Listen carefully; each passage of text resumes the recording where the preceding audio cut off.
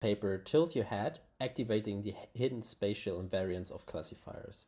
This is a work by me, Johann Schmidt, and Sebastian Stober of the Artificial Intelligence Lab from the Otto von Guericke University in Magdeburg, Germany. Assume that you have given a standard dataset, for example MNIST here, and you fit a classifier on this dataset. Then during test time, you suddenly are faced with a dataset which is transformed by, for example, here the test time sample 2 is shifted, it's rotated, and it's also scaled down. As the classifier during training will learn filters which actually follow the biases presented in the dataset, it will clearly fail to classify this transformed test set correctly. So we took inspiration from human behavior, how this task can be solved.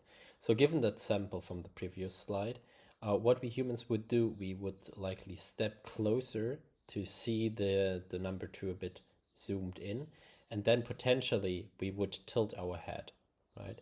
And generally speaking, we align the sample by mental or physical action to our mental representation of that object. And essentially, by this process, we remove the spatial symmetries from the sample, leaving only the canonical form, as you can see on the very right of this number 2. And this number 2 in that form is similar to what we saw during training. We can then feed this into the classifier, and it's again hopefully classified correctly. In this paper, we propose a method which emulates this human behavior process here by a search process, which is called inverse transformation search, short ITS. Let's consider another sample from the transformed test set. Here we have a rotated and slightly scaled number 5. What we do first in our example here is we emulate the tilting the head process. We do this by regularly sample along the transformation orbit of rotation. We see this here visualized by the sequence of rotated fifths.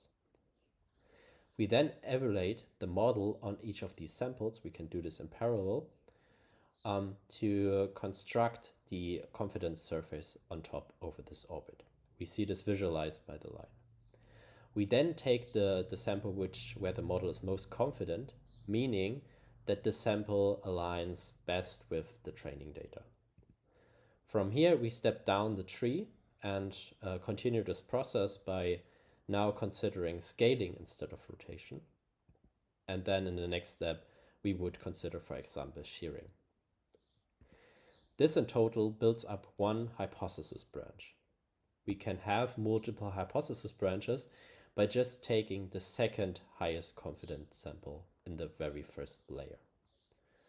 In the end, we will have our incumbent, our highest confident output, and which you can see in this example actually switched branches.